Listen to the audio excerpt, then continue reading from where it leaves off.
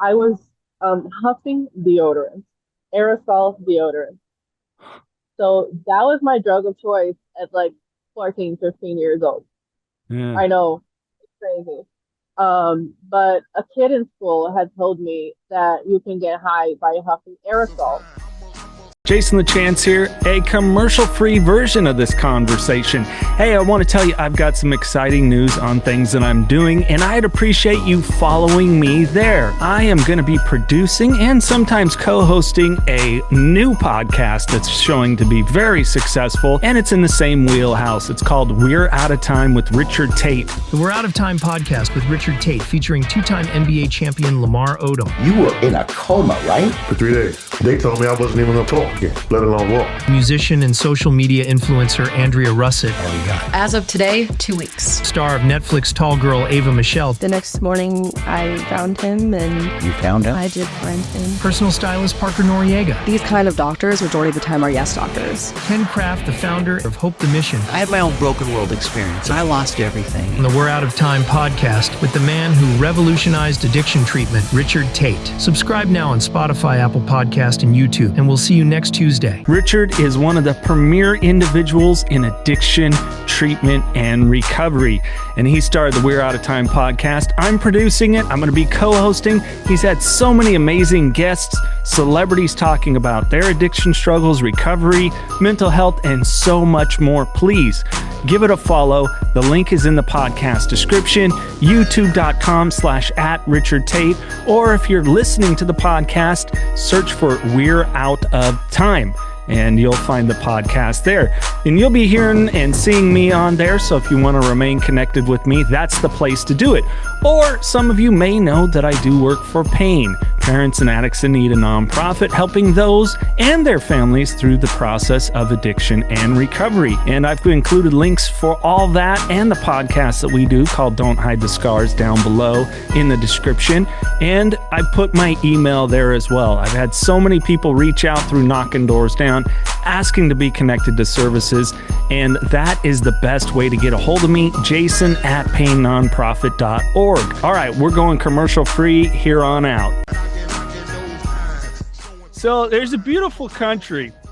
It's one of my all-time legends is from there, my favorite heroes, Arlington, Senna. They have very interesting waxing techniques and beautiful scenery. And of course, Mayra Gomes, born in Rio, Brazil. Thanks for jumping on with me. Thank you so much for having me. It's a pleasure. Absolutely. Yeah, I want to throw a little humor in there. Plus, I got to sneak in some Formula One. I'm a Formula One nut, so I can see that. yeah. Senna was one of my heroes. I'm looking forward to some more NWA action because we do have. Are you a wrestling fan? I worked in it for a few years as a commentator. I did not know that. How amazing is that? What company did you work for? It's called Lucha Extreme out of Fresno. That's awesome. Yeah, so like for instance, JR Kratos was part of it. I don't know if you know JR. Kratos works with me in the NWA. Yeah, I work with him all the time. Great dude. Love him. Yeah, I actually got a funny story. Maybe I'll hold it for later so we don't turn it into total wrestling. How he and Jeff Cobb worked me into a match. And so I got involved ever in one match, but fun story I'll share with you later. But I'll want to get into that. Like, it just surprises me how you got into pro wrestling, but also working with Billy Corgan, who we mutually are fans of his music. But let's jump back a little to childhood because, I mean, you come from is entertainment royalty the right way to put it? I mean, your father was a prolific writer in Brazil, your mom actress. I feel like I can't say that myself, but yes, that's pretty accurate. Yeah, my dad wrote some of the most famous soap operas of all time in Brazil, widely recognizable to anybody in Brazil, really, and is still, very remembered and respected until today. Yeah. Yeah. How did I mean, you went through that loss. You were 14 when your dad passed? I was 11. 11. Okay. 11. I was a little off in time. Yeah. So many of us and people that I've had on here, I mean, everyone from Charlie Sheen, Kat Von D to everybody, I have yet to find somebody that addiction really took hold that didn't experience some sort of trauma in childhood, be it big T or little T. Yeah, absolutely. That was my trauma for sure. Up until then, I felt like I was a very happy child. You know, I lived in a happy home, a creative home, very supported by my parents. You know, I lived in a world of literature and theater and television, so I was surrounded by artists the whole time. My older brothers were musicians, so I had a very great, happy childhood up until this very traumatic event happened to me when I was 11 years old. Yeah. Was there at that time, I mean, we've pushed forward so much with mental health, and yet there's still a long way to go. What was the coping process for you, your siblings, your mom? I mean, was there really one? So the way that I found out that my father had passed was through an internet article. Oh. So I woke up to go to school that day, and my aunt, who lived with us at the time, told us that our parents had been in a car accident, but they were in the hospital. Hmm. And those were instructions from the television network that my dad was a writer for, like the major television network in Brazil. It's called Globo. Somehow they thought that we should be prepared slowly to receive these really bad news.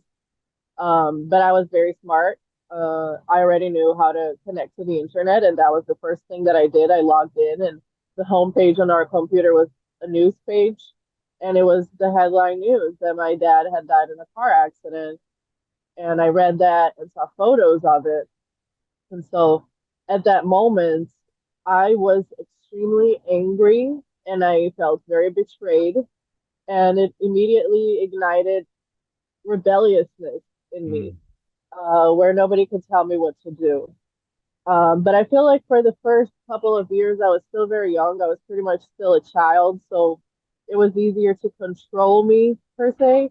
But once I hit like puberty, I was 14 years old, then nobody could tell me what to do anymore.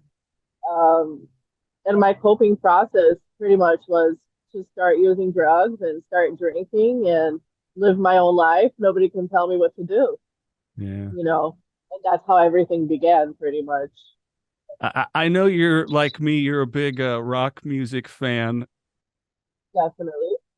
Like in reflect, I look back like Motley Crue, one of my all-time favorite bands. You know, Guns N' Roses, Nikki Sixx, Duff McKagan, Idols. You know, I'm a shitty bass player, but I play bass, and it's ironic for me now to like reflect back and go, boy, I was kind of watching those guys, especially like Nikki pounding a bottle of whiskey on stage, and then to come like this weird full circle. Do you kind of looking back, go your love for that, go that was a reflection of your rebellion, or it kind of fueled the rebellion like in a symbiotic kind of way? I would say both. I was a rock fan since I was pretty much 11 years old. But I think my dad was still alive. I was already listening to rock and roll. I think the first album that I ever listened to, I found it in my parents' stuff, was Voodoo Lounge, Rolling Stones. So pretty much grew up being a rock child and looked up to rock stars, you know, looked up to Motley Crue and Guns N' Roses and Marilyn Manson and several bands of the 90s as well. Papa Roach, one of my favorites as well. Yeah. And pretty much they were my idols, you know, drugs, sex, rock and roll. This is what rock stars do. This is the life I'm going to live. And it was both what I already was myself, and the influence that they had on me.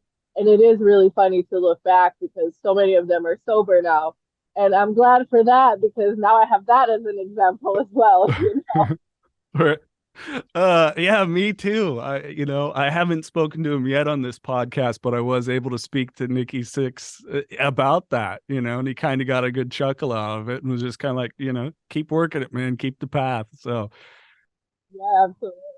Life is odd in that one. Rock and roll was what life was about, you know? Yeah. That's what I aimed to be. I wanted my life to be like the life of these rock stars in my posters. And I can relate to that. And plus, it made me feel, I don't know about you, like understood by somebody. Absolutely. That's why music is such a big part of it, because when you feel so alone. And for me, I grew up in a school where I didn't really relate a lot to the people that I went to school with. It was a very like high society sort of environment where everybody pretty much had to be the same and look the same. And I was different. You know, I liked wearing black. I liked rock and roll, and I got into drugs really young. And so I did feel different, and I did feel like lonely. And music understood me, Yeah. you know, so definitely. Yeah. Yeah. For me, it was music and film for sure, that just that Same. escapism. Yeah. You know, like people ask me, I don't know about you, I'm an introvert naturally, but when I can play a character, it's like it comes out like, okay, I can do this, but otherwise I'm kind of pretty reserved, quiet, and within myself. Right. I understand that perfectly. Let me ask you those, because you're talking about the school. So you didn't start learning English until you went to like a high school. It was an American school, right? No, I joined the American school in second grade, so I learned Oh, English in the second grade. Yeah. I grew up pretty much all my classes were in English, and all my writing stuff was mostly in English. I actually spoke more English than Portuguese, even though I lived in Brazil because I went to the American school, and my mom just pretty much wanted me to be able to speak English and have opportunities, you know, anywhere in the world if I wanted to. yeah. So you mentioned around 14 the drugs started to come in. What were they at that time? So I think it started pretty much with like weed and alcohol. But then eventually I started experimenting with pretty much everything.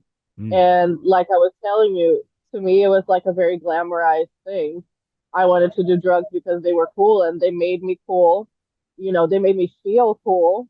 You know, they made me feel less intimidated, less shy, more outgoing, more able to talk to people, more able to talk to guys. And so I really love drugs, putting it very simply. And I said this in an interview recently. I actually remember buying a book when I came to the United States about drugs and just going through the book and going like, I've done this one, I haven't done that one, and I wanted to do them all. And I'd have like these parties in my own bedroom where I invite a bunch of kids and have tons of drugs and have like kissing games and do this crazy stuff. It was like this really fun time of like experimentation and rebelliousness and, you know, like enjoying youth Yeah. pretty much in my perspective at that time. What kind of a house were you living in that you could have? I had a huge house. Yes, I lived in a huge, huge apartment. So like my parents' room was like in one side of the house and my room was in a completely different side of the house. So I could be like completely separate from my parents and just tell them like, hey, tell my mom, my dad had passed away already, but tell my mom like, I'm having a party. Do not come anywhere near my room. You know, my mom would always find a way of coming by, but you know, it was a huge house and I had a huge bedroom and a lot of people fit in that bedroom. Oh, that's funny. But how was your mom? Okay, so as a parent now, I've got a 14 and a 13-year-old. Like if one of my kids told me that, I'd be like, the fuck you are. Was was mom still kind of struggling with the passing of your dad, or was it just So, yes. And my mom was super young. So my mom was like in her early 30s. oh wow. So she had lost like the love of her life in this car accident that she was also in.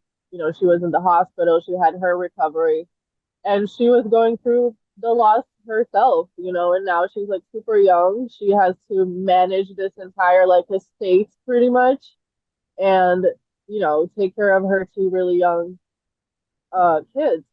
But my mom being very young, she was also like cool, you know, she liked doing stuff with us. She liked going to concerts with me. We would travel together.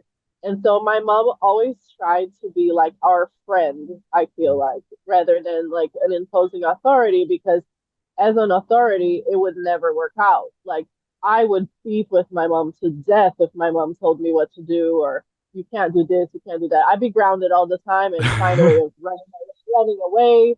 You know, how many times I ran away to different cities. So by trying to control me, my mom was never able to. Mm. So she kind of tried to be my friend instead. But I don't think that she realized at that point, like that drugs were that involved in the situation. She thought it was more harmless than it was, probably. Sure, sure. And I see that because I work in nonprofit work too, that a lot of parents, and I don't mean this in like such a like an insulting way. We can, and I still have it with myself, kind of clueless to some stuff. Or we'll do the not my kid, which is a dangerous thing to do Or now. like it's just a phase, she's just going through this phase, everything's fine. But like my mom was very aware that I was going through depression, and I went through a lot of depression when I was young. I was always crying, and I had a lot of like self hatred for myself. So like I was always, crying and telling my mom that I hate myself and I want to die. I'd be constantly talking about wanting to die, and no one loves me. I'm alone. I hate life. I hate myself, and I want to die. So my mom was very aware that I was going through these feelings as a teenager. I can mirror that. And I know for me, a lot of it was being in the home of addiction with my father. And that wasn't just drugs, but it was sex, pornography, and having, shared before we hit record that I went through an instance of molestation. There was just like this empty thing of blaming myself for things that happened. I mean, was it kind of that? Was this post your dad's passing? I mean, what all of those feelings in retrospect? I feel like people would think of me as like a rebel without a cause. Mm. I'm doing all this stuff to myself. You come from a great family, you're well off, you have access to education and pretty much anything you want, and you're just doing this to yourself. So there was always that attitude. And then in regards to the sexual assaults that I went through when I was a teenager, Right. I was deeply blamed for that by everybody around me, because I was 15 years old and I had started having this affair with a guy in my school.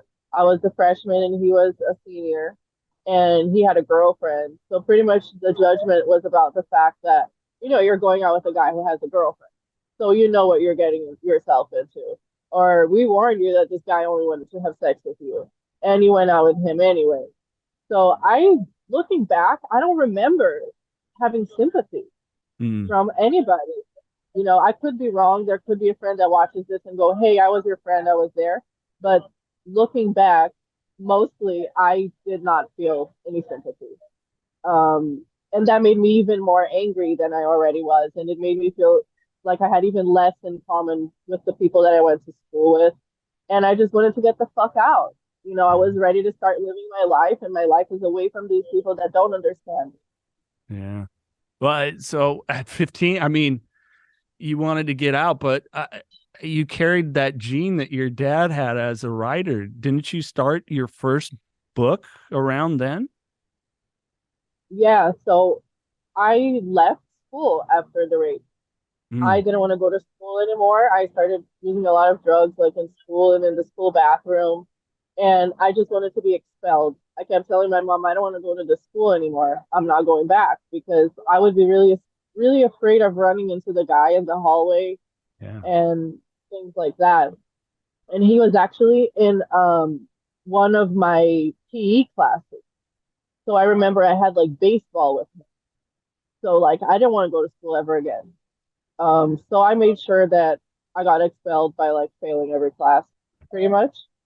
And so by the end of the year, I was kicked out of school. My mom was very, very mad. She tried to put me in a different school, Brazilian school. Then it was even worse, because then I had even less in common with everybody. Then I felt like a complete alien. Like I grew up in this American culture, speaking English, and I have nothing in common with these people that I'm in school with now, that know each other their whole lives. And I'm coming in like at 15, 16. So I stopped going to that school as well. I just run away from school, go to the mall. Somebody would drop me off, and instead of going inside the school, I'd leave. There was always like tricks not to go to school. So Yeah. eventually I told my mom, it doesn't matter where you put me, I'm not going to go. So, like, you have to make a decision that I'm going to be homeschooled, because I'm not going to go to school again. And so I started getting homeschooled. My mom agreed to it eventually. I graduated from homeschool. And she's like, "What are you going to do with your life?" And that's when I told her I'm going to be a writer and I'm going to be a best-selling author. A wild dream for a 16-year-old.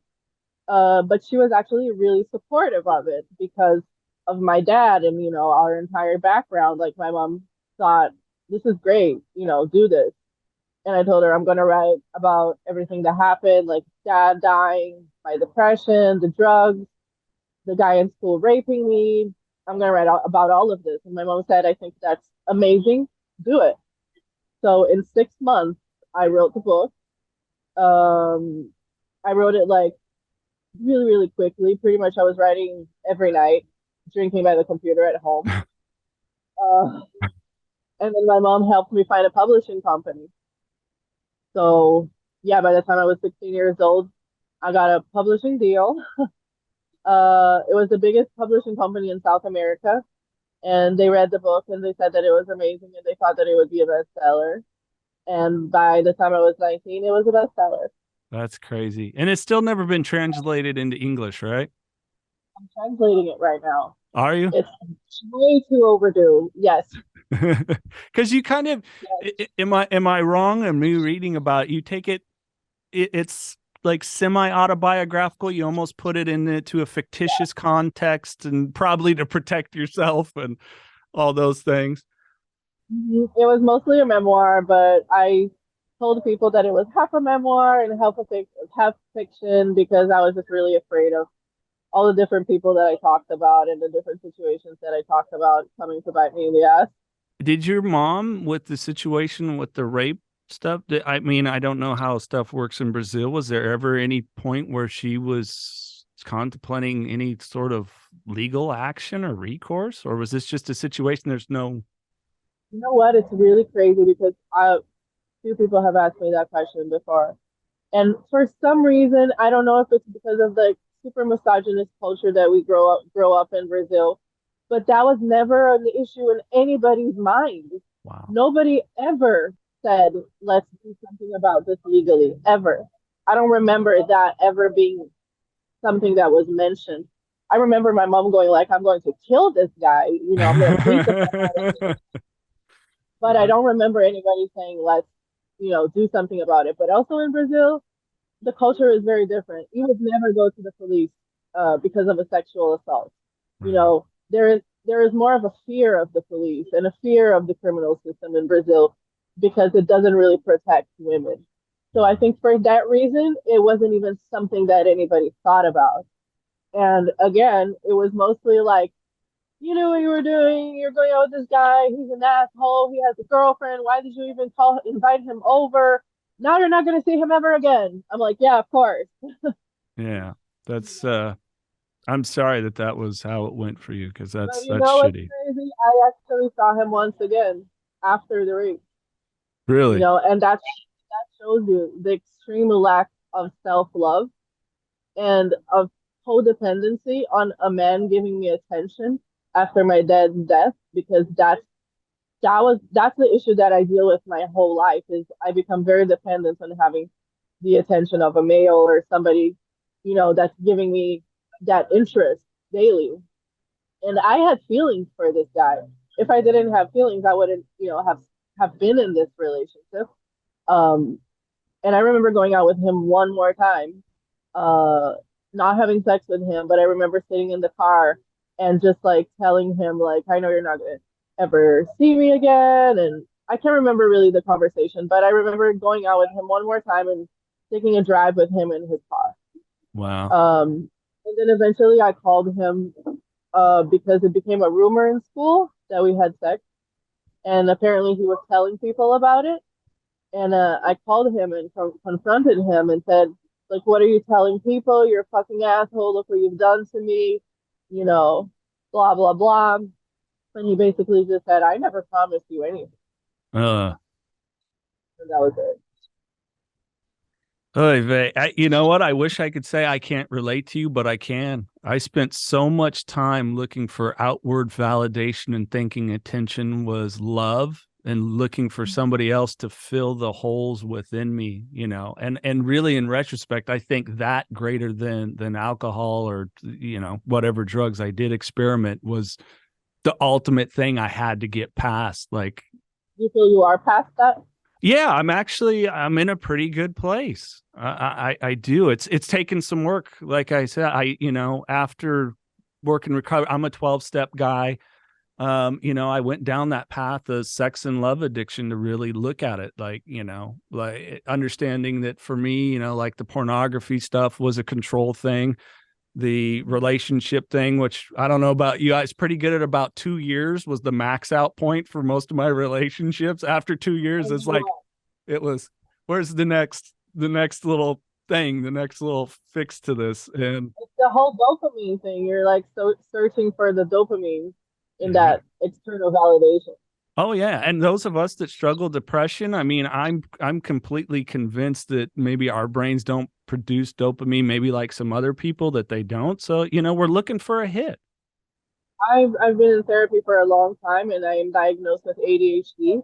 And as a woman with ADHD, I have come to understand that I have lower levels of dopamine, and that I am consistently for the rest of my life looking for that.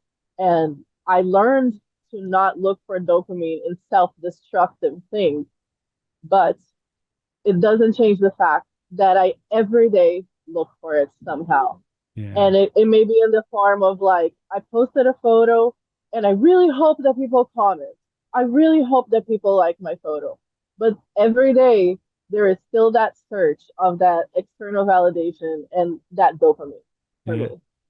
Oh, I can relate. And I think though, I've found, I don't know if you've done any like maybe support group stuff with any other people that have been through sexual trauma is the numerous amount of us that do. Like I have to like this like, boy, that was an amazing conversation. Why haven't 50,000 people listened to it? What the hell's wrong with it? And it's like, You feel like there's something wrong with you. It might simply be that someone's not on their phone. Someone's busy. They didn't come on Instagram today, but you'll create this entire storyline of like, I don't matter, no one cares about me. That wasn't that great. I need to do more. That was not enough. What will I do next? I'm always in the what am I gonna do next? Boy, all too familiar. It is the absolute shit. But yeah, we can get past it. I mean, what work do you do now with it? What are some of the daily practices for you? Do you have any, like, I don't know, mantra work? Is it reading you've done, an amalgamation of things? Well, I've been in therapy for like 6 or 7 years. So I feel like therapy has helped me a lot. And mostly I feel that understanding dopamine and the way that my brain works has helped me more than anything. Because I used to feel like, I need to have sex, I need to do this, I need to do that, and not understand why I felt these ways and feel like I'm crazy, or really not understand where these needs and desires come from. And now that I understand, I feel like it's easier to recognize, oh, okay, my dopamine lowered because this event took place, and now I am searching for dopamine, and this is why I'm acting this way. So I try to rationalize the way that I'm feeling rather than acting impulse, which is another ADHD thing. So I think that understanding that has helped me the most. Yeah. But besides that, yeah, I do a lot of meditation. I actually meditate every night.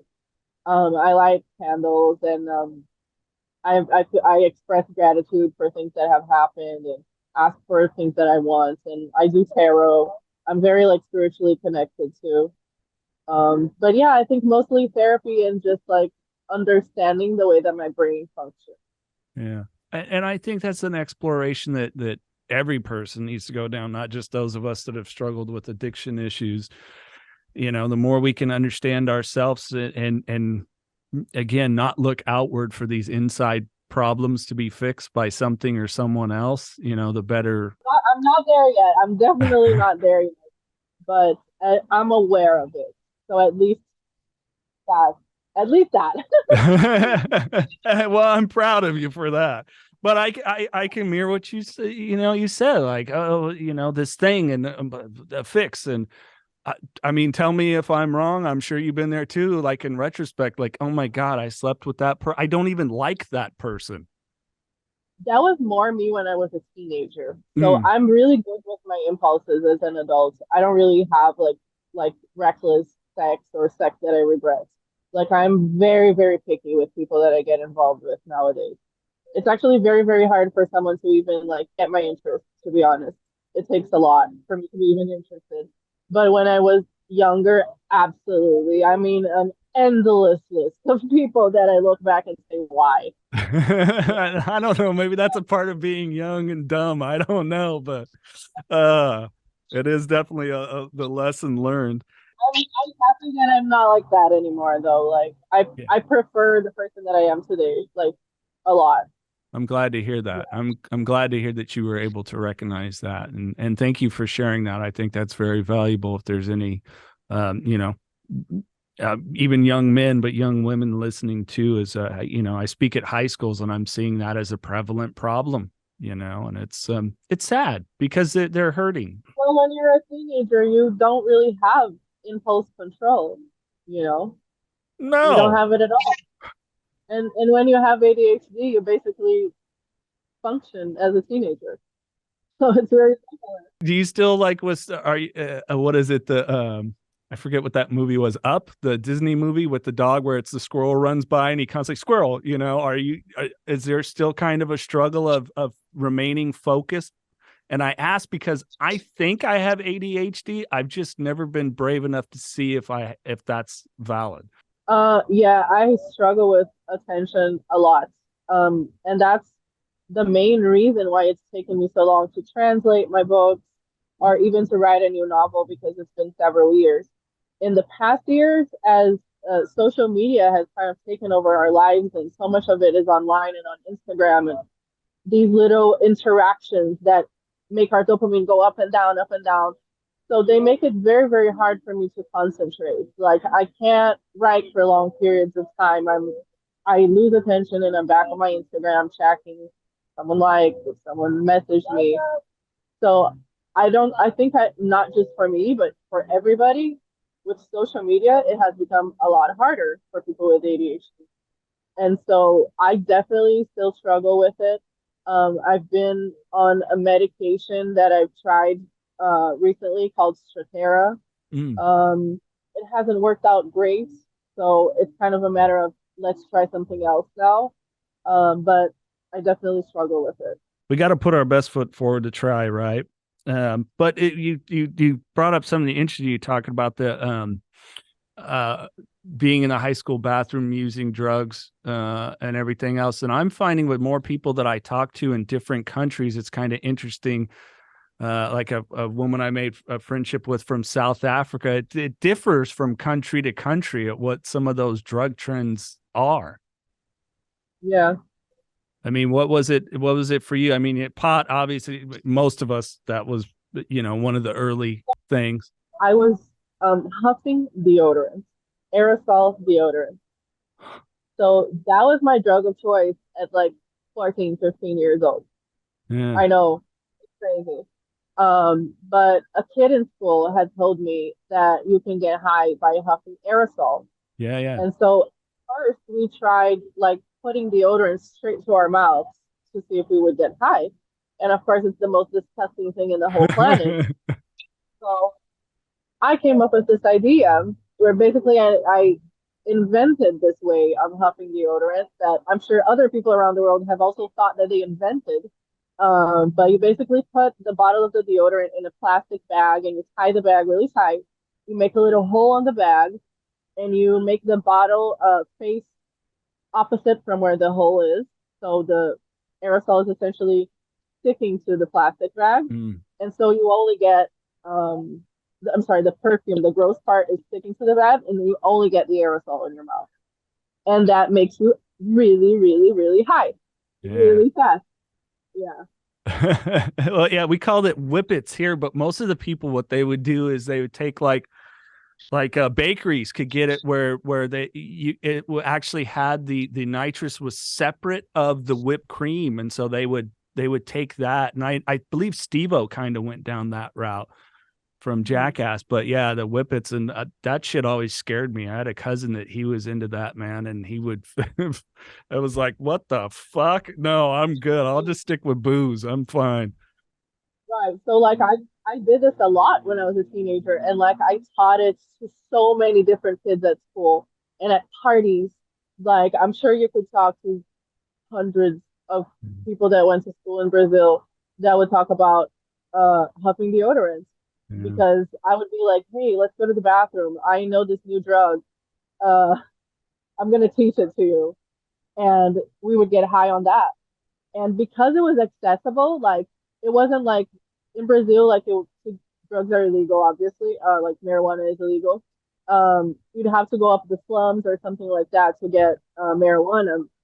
So with deodorants, it was like we just go to the mall and go into the pharmacy and buy deodorant. So it was perfect. You Yeah. know, you didn't have to go through any hassle and drug dealers and crazy shit. So you just go to the mall and go to the pharmacy. And then eventually my mom found out about the deodorant. And well, it shows the desperation we'll go to escape those feelings.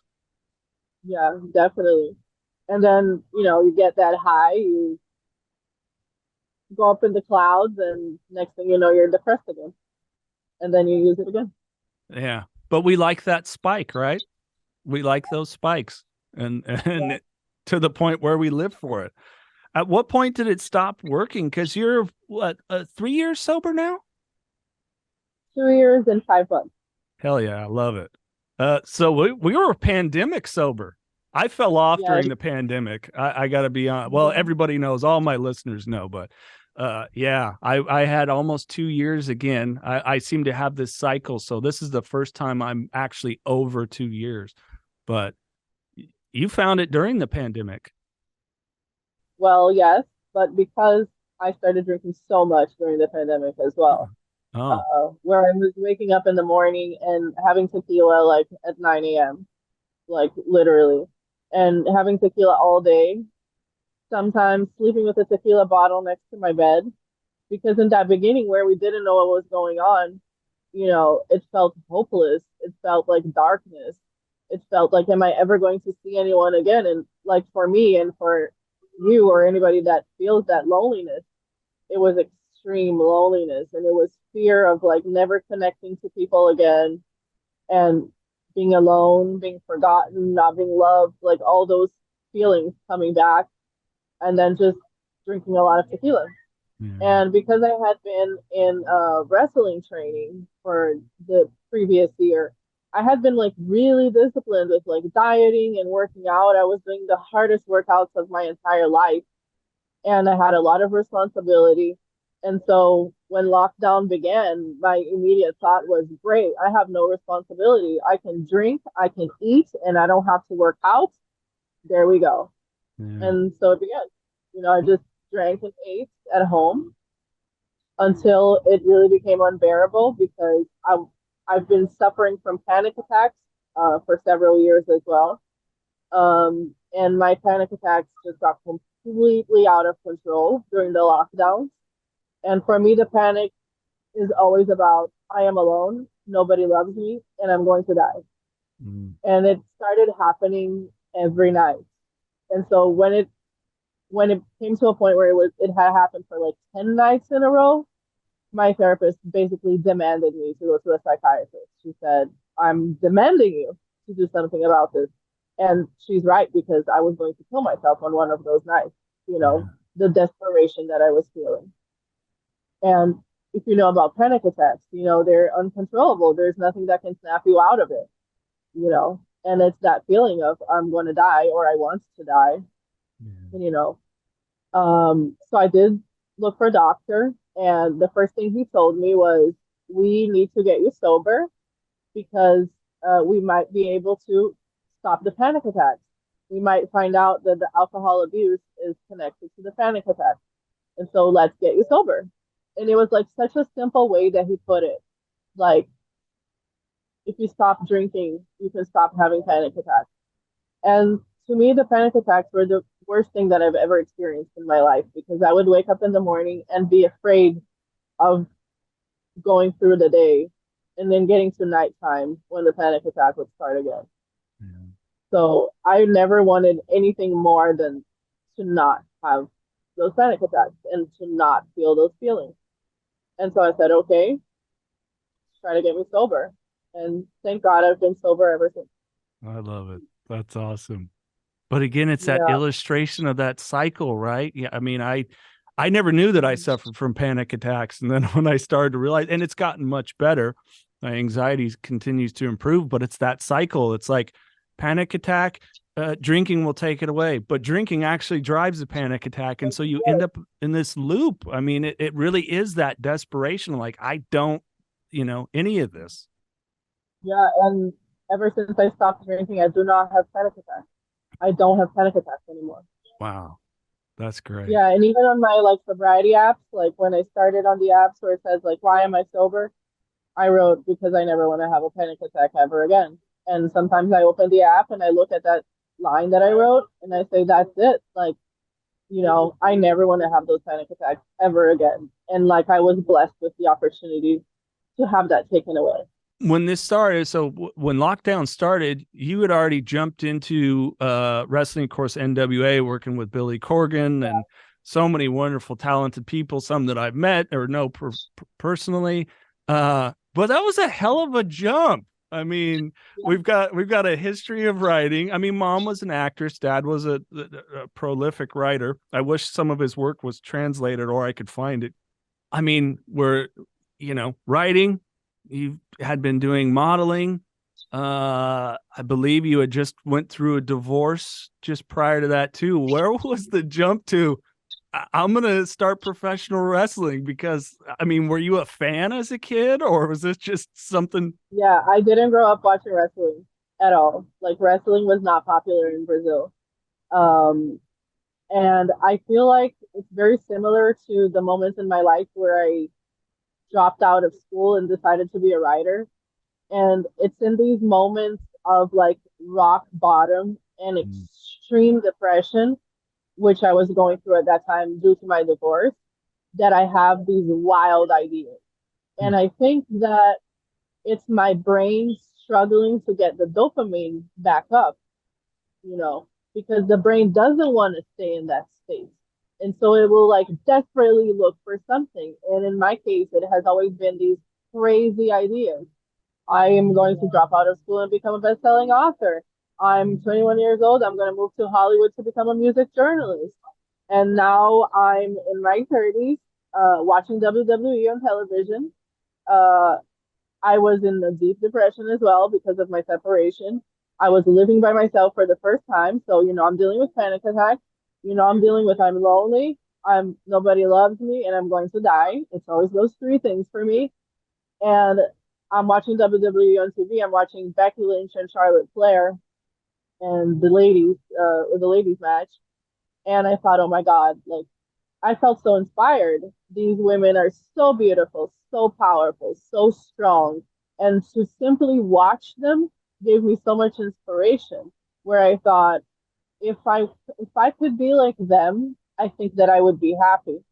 And this is me like trying to find a way of finding self-worth not through another person, not through a guy, not through this, not through that. I thought if I can learn how to wrestle and if I can become a professional wrestler and if I can be essentially a superhero like they are, then I think that I would feel happy about myself. And I didn't know what I was going to do with my life at that time. I had worked as a music journalist for like 10 years, but music journalism was kind of dying with like magazines don't really exist anymore. You don't make the same amount of money, this and this and that. The whole industry changed. So I wasn't really, working the way that I used to work before. And wanted to reinvent myself and find something new. And I Googled, how do you become a professional wrestler? And I thought you have to go to wrestling school. So I found a wrestling school in Vegas. It was the first school I found, Future Stars of Wrestling. Yeah. I emailed them and they said, yeah, come down, try it out. And so I was like, okay, I'm moving to Vegas. 2 days from now, to become a professional wrestler. What is like your siblings and your mom thinking? I mean, Well, my mom is used to me being this person who has these okay. crazy ideas, right? So at first she was like, "What? You're going to fight?" My mom didn't understand wrestling at all, which is hilarious because my mom watches NWA every week now. So she'll call me to talk about the matches, which is so funny to me. But she's like, "Why you're gonna fight? You're gonna get hurt. This and that. What are you doing?"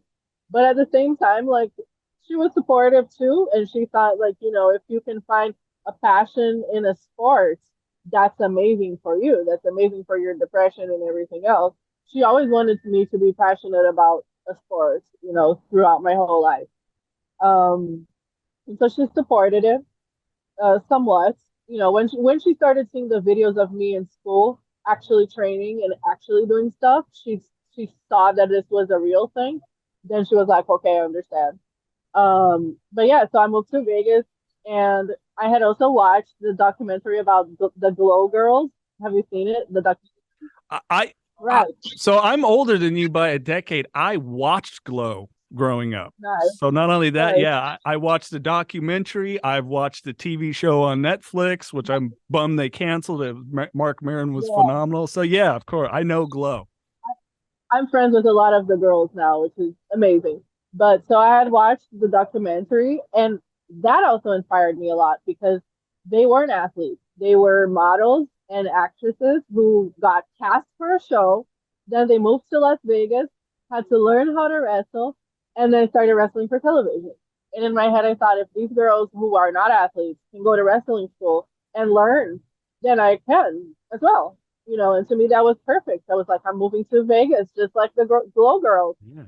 And so I went, and I lived in like the hotels for like 6 months.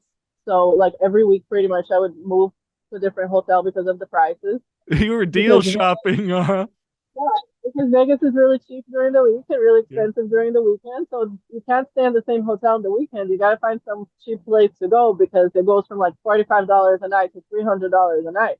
Yeah. So it was this hassle where every weekend you have to find somewhere to go. But it was great because I was going through my separation, my divorce, and it was the perfect thing for me to do. Honestly, it was how I learned how to be alone.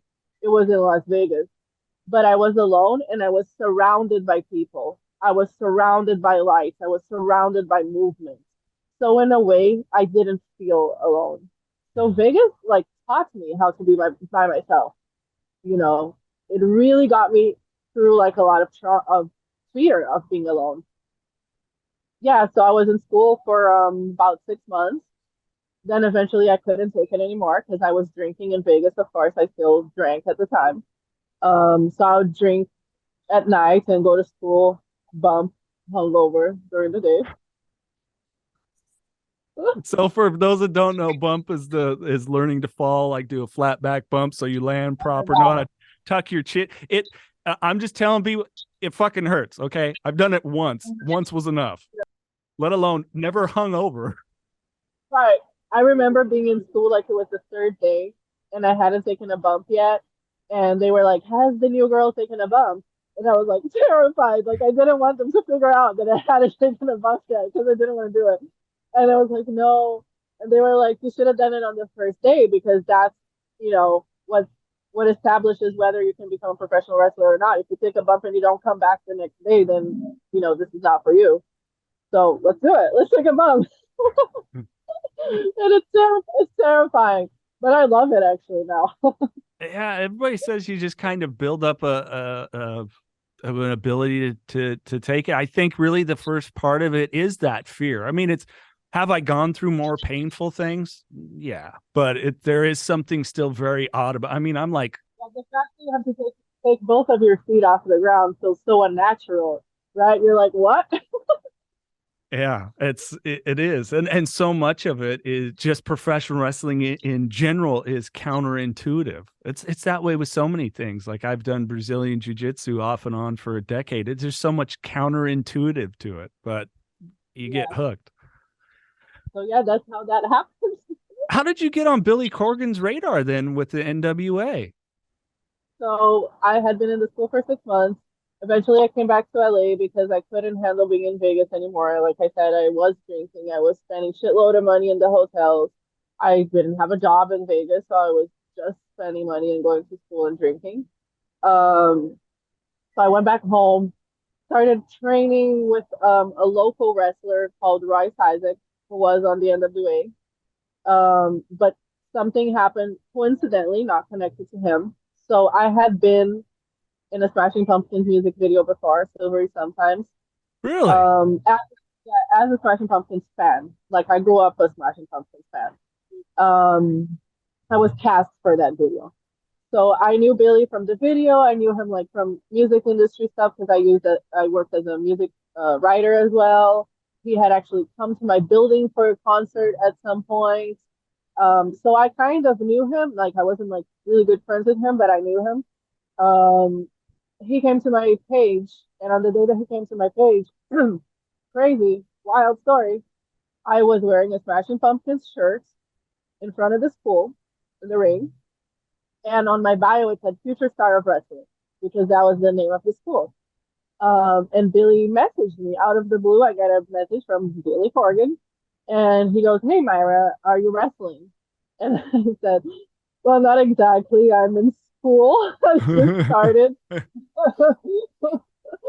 I hadn't had my debut match yet or anything like that. I'm still learning. And we started talking about it, and he said, "Would you like to come work for the NWA?" And I was like, "Yeah, of course, but I'm still in school, this and this and that." He's like, "No problem. You can continue to train with Royce, and you can start out as a manager, valet, and build yourself up." So just like that, in 6 months, I joined the NWA. So it worked out. My crazy idea, once again, worked out. Yeah, of course, May Valentine. How did you get the name May Valentine? Did somebody give it to you, or did you pick that? Yes. So Billy was trying to find a name for me, and we thought of May because May was like my teenage nickname, so it wasn't too far off. Like I was going to become Anna or something. Right. I always think it's so funny when people have completely different names because I don't think I could get used to being like Julie or something. Yeah, your head wouldn't exactly whip around, right? Yeah. So I was like, okay, May works for me because that was my nickname when I was a teenager, and he thought it sounded kind of like old Hollywood, like May West or something. And we didn't know the last name.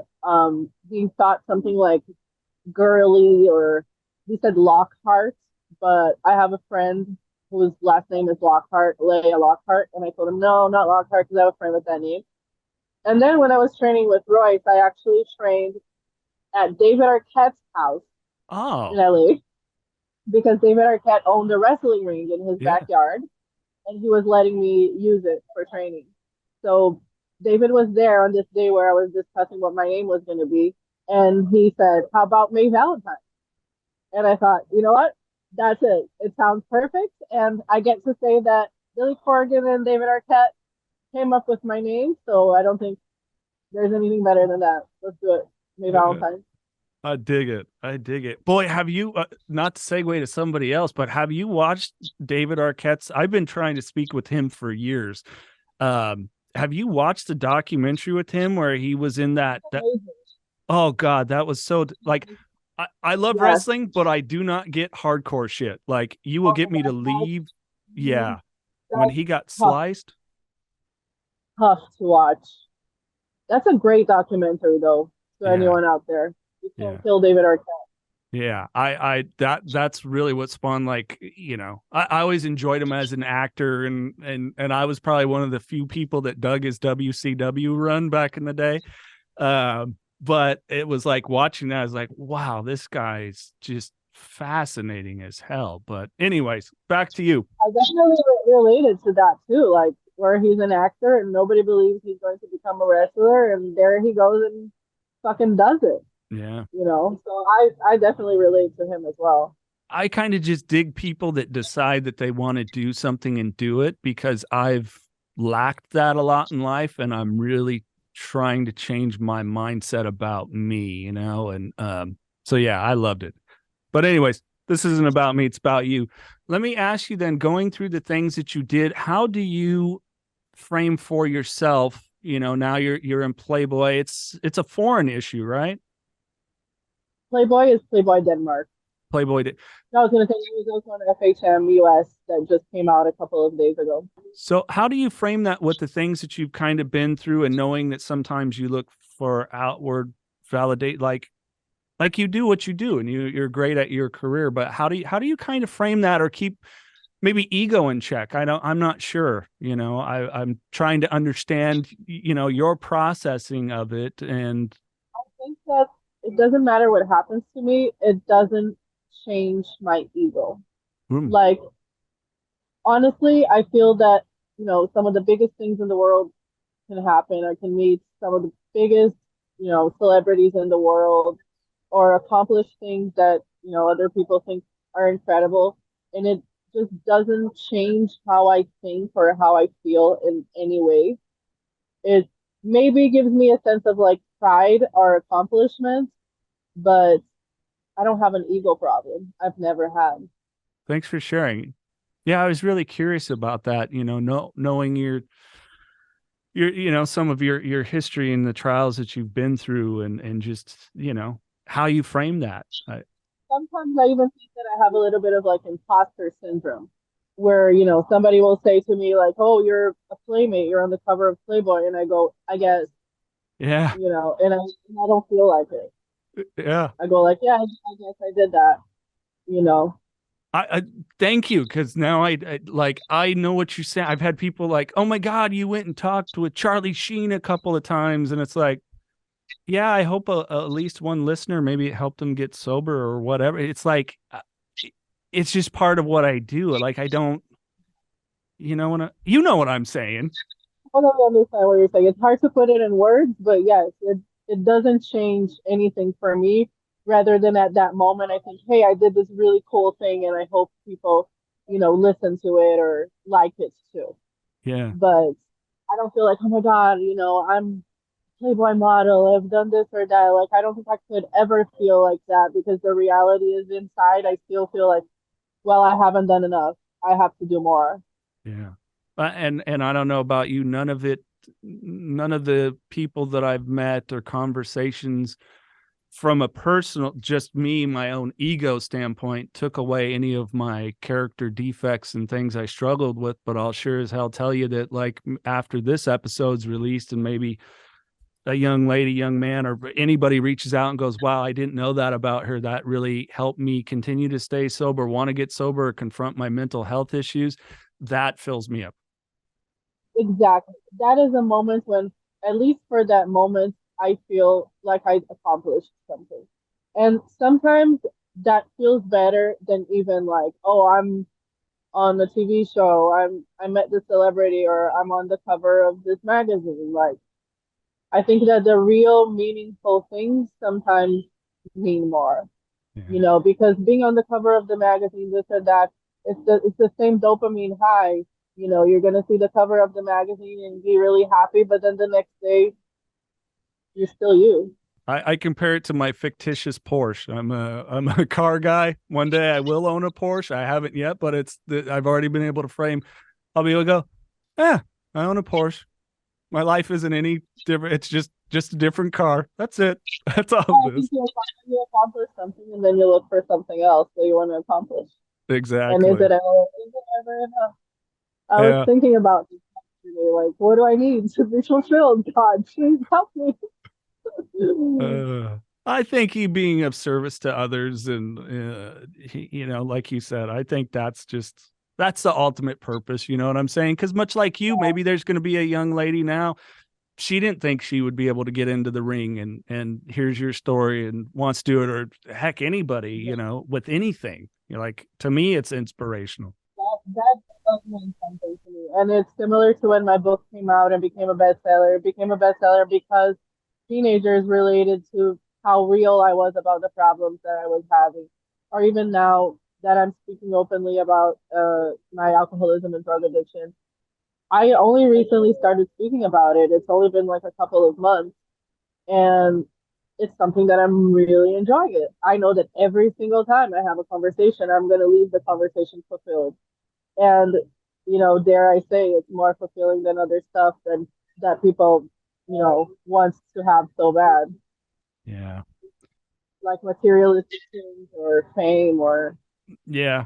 And those are fine. There's nothing wrong with them if they happen, No, but definitely not. yeah. It's different for everybody, of course. Other people might find fulfillment in those things. Yeah. How do I know? I don't know. Maybe they do. I don't know. I like to finish up with some fun random questions, and I leave you with the final thought. But people want to find out more about you. What's the best way? You want me to put your Instagram link in the podcast description? Mm-hmm. Instagram. All right, these are just fun random questions, so we can finish up with some shits and giggles here. Last song you intentionally played? I was just listening to "Getting Away with Murder" by Papa Roach. I got okay. I still listen to Papa Roach like today intensely a lot. I've got a Papa Roach story you might enjoy. So that album just came out, and the radio station I was working for at the time, we did a show with them, and it was on my birthday. And so I got to go on stage and introduce them for my birthday and stage dive.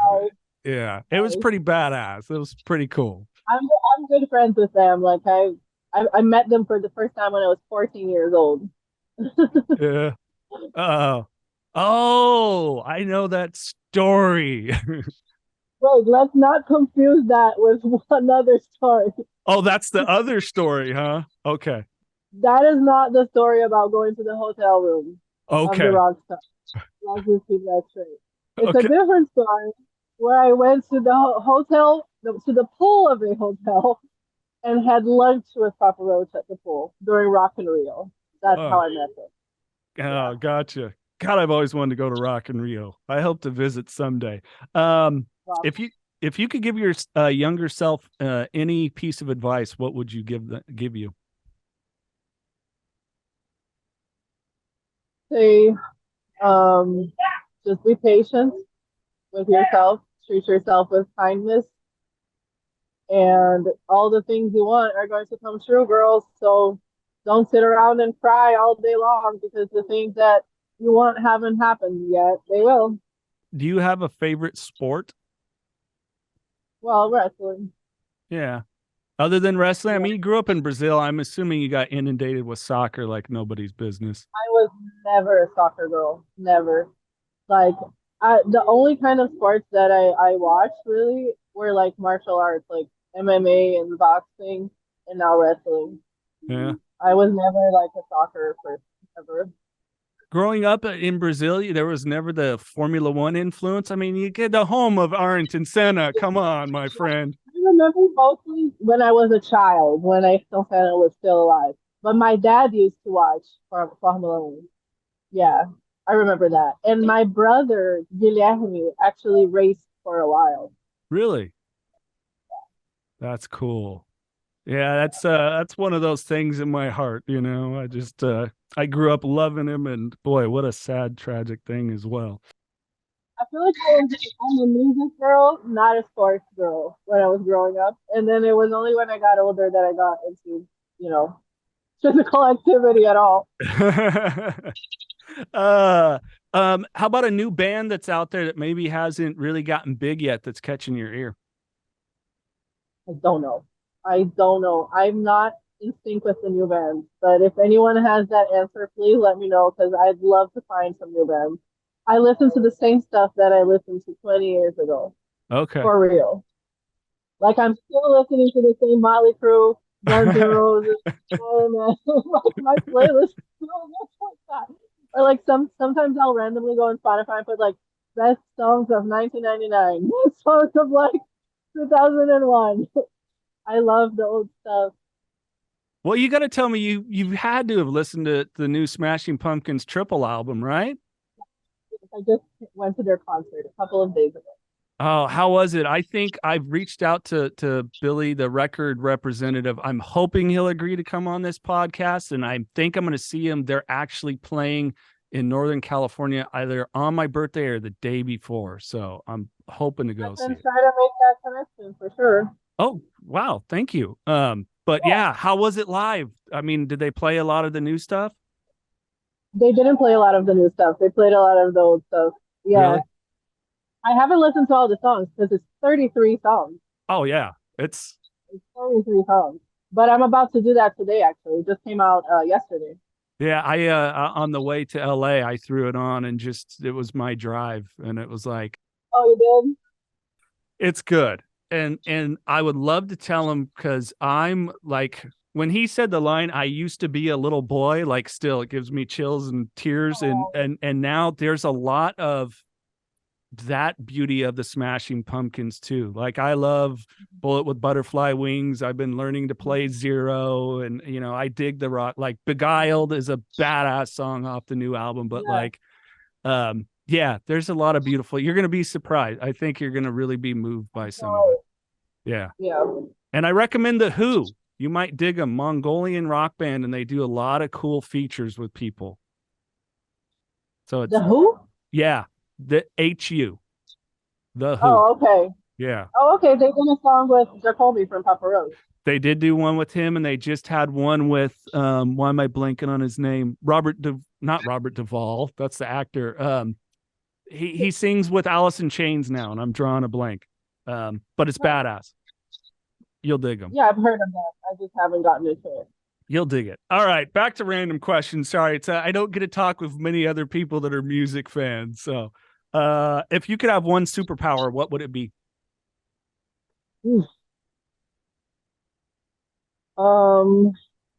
Read people's minds. Yeah. Why? That scares the shit out of me. I would love to know what people are thinking. But would you really? Yeah, I would. I mean, think about your own thoughts. I have some pretty fucked up thoughts, Mayra. I don't know that I'd want to hear those other thoughts that people have. Well, maybe if you could turn it on and off whenever you wanted, and you could be like, "Oh, let me see what she's thinking." Turn on, turn off. Then that would work. Okay, I'll give you that. I don't think it would be good if you were just walking around just listening to everybody's thoughts. That would be messed up. Yeah, that would just scare me. Like I sometimes I'd hate to think about that. One last random question. I'll leave you with the final thoughts. What is something about you that people would be surprised to learn?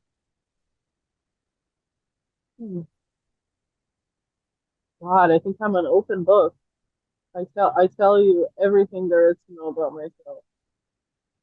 Something that people would be surprised. Well, I hope to keep surprising people. I think that I am constantly trying to grow and reinvent myself, and I'll surprise my people that follow me with like I am a professional wrestler now, or I'm a Playboy cover model now. So I guess I just hope to continue to have the capacity to reinvent myself and surprise people with things that I don't even know are coming. Yeah. I gotta ask, as someone that I'm not as covered with you tattoos yet, but favorite tattoo? You can't do that. It's like choosing between your children.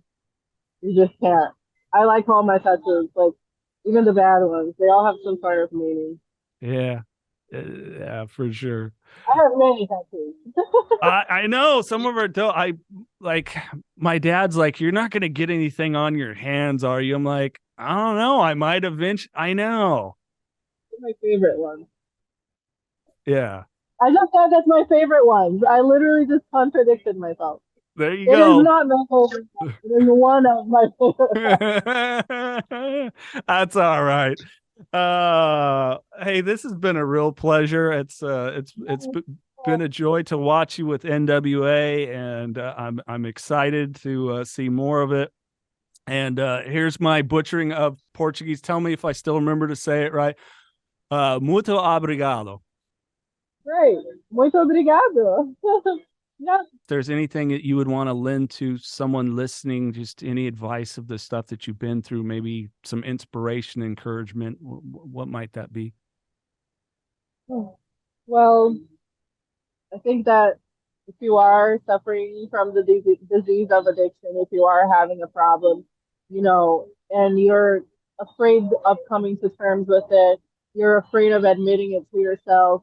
I think that once you are able to admit it to yourself and take that step to say out loud that you have a problem, there are so many people out there who will support you. The sober community is such a supportive community, and there is so much hope for you. And I think that once you learn to be open and vulnerable and self aware, those very things become your superpower. And, there's hope for you out there. This is the Knockin Doorz Down podcast,